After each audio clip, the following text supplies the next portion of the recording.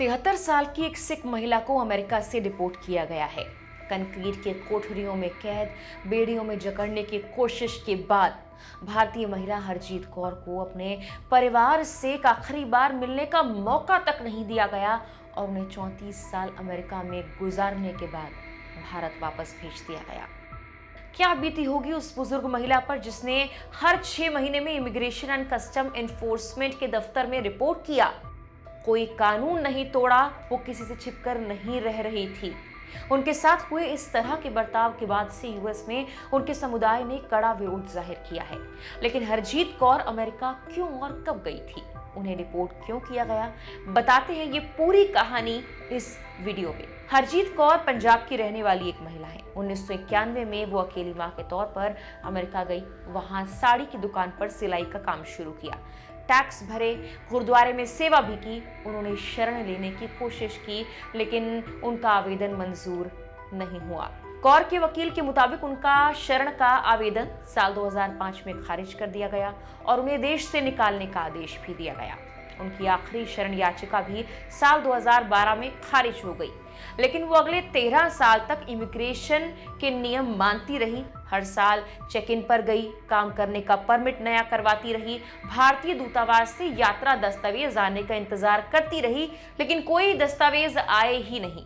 यानी ना तो वो छिप कर रह रही थी, ना ही कोई कानून तोड़ रही थी। उनकी जिंदगी के 34 साल ऐसे ही अमेरिका में बीत गए। लेकिन एक दिन जब वो सैन फ्रांसिस्को आईसीई ऑफिस में एक सामान्य चेक इन के लिए गई थी, वहां उन्हें गिरफ्तार कर लिया गया। कौर की गिरफ्तारी 8 सितंबर को हुई। इसके बाद उन्हें बेकर्सफील्ड की डिटेंशन सुविधाओं के बीच इधर से उधर ले जाया गया और 2 हफ्तों तक रखा गया। परिवार के सदस्यों का कहना है कि इस दौरान उन्हें जरूरी दवाइयां भी नियमित रूप से नहीं दी गई। उनकी अचानक गिरफ्तारी, जबकि वो लंबे वक्त से अमेरिका में थी और उनका रिकॉर्ड भी साफ था, कैलिफोर्निया में विरोध का कारण बनी। एल सोब्रांते में सैकड़ों लोग जुटे, बैनर उठाए जिन पर लिखा था हमारी दादी को मत छुओ, और हरजीत कौर यही की हैं।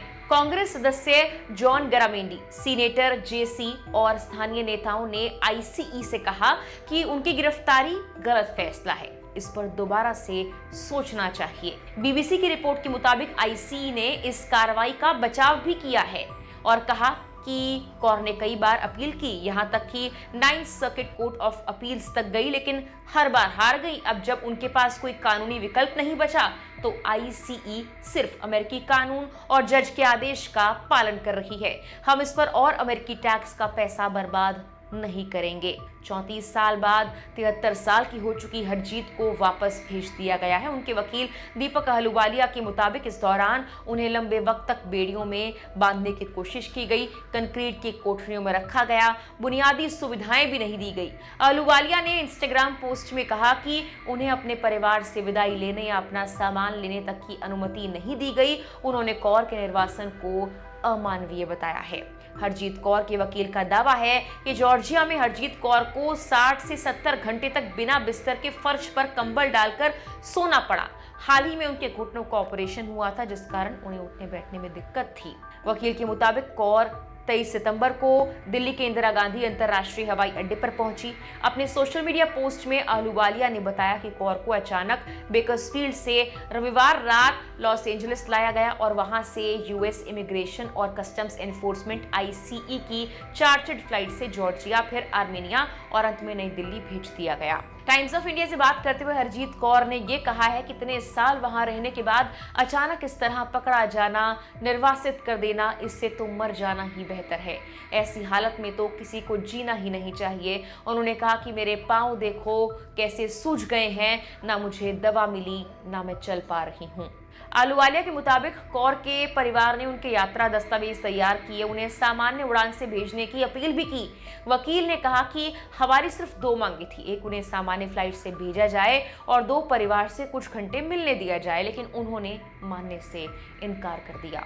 अहलूवालिया ने कहा कि एक अधिकारी कौर को बांधने वाला था, जैसे कि वो आमतौर पर हवाई जहाज में करते हैं डिपोर्ट करते हुए, लेकिन दूसरे अधिकारी ने उनकी उम्र को देखते हुए ऐसा नहीं करने को कहा। वकील ने कहा सवाल यह है कि 73 साल की दादी जिसका कोई अपराध रिकॉर्ड नहीं है, उसे इस तरह क्यों ट्रीट किया गया। बता दें कि स्थानीय तौर पर बर्कले के सारी पैलेस में वो लंबे समय से सिलाई का काम करती थी। ग्राहक उन्हें प्यार से दादी कहते थे।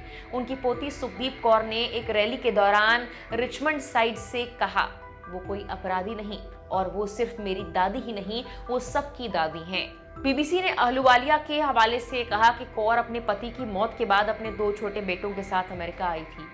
उनकी बहू मंजीत कौर ने कहा कि हरजीत एक जवान विधवा के रूप में अपने बेटों को उस वक्त पंजाब के राजनीतिक संघर्ष से बचाना चाहती थी, इसीलिए अमेरिका आई थी।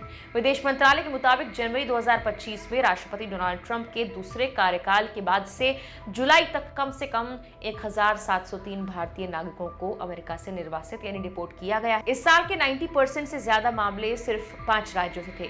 पंजाब 620, हरियाणा 604, गुजरात 245, यूपी 38 और गोवा 26। 5 फरवरी को 104 बंधकों को अमृतसर भेजने वाली एक सैन्य उड़ान की अमानवीय स्थिति पर काफी आलोचना हुई थी। उसी महीने एक और उड़ान भी अमृतसर आई थी। पिछले काफी वक्त से ट्रंप के दोबारा राष्ट्रपति बनने के बाद से उनकी इमिग्रेशन पॉलिसीज को लेकर भी खबरें बनी हुई हैं और अब इस तरह से 73 साल की दादी को डिपोर्ट किए जाने पर भी सवाल उठ रहे हैं। फिलहाल के लिए इस वीडियो में इतना ही।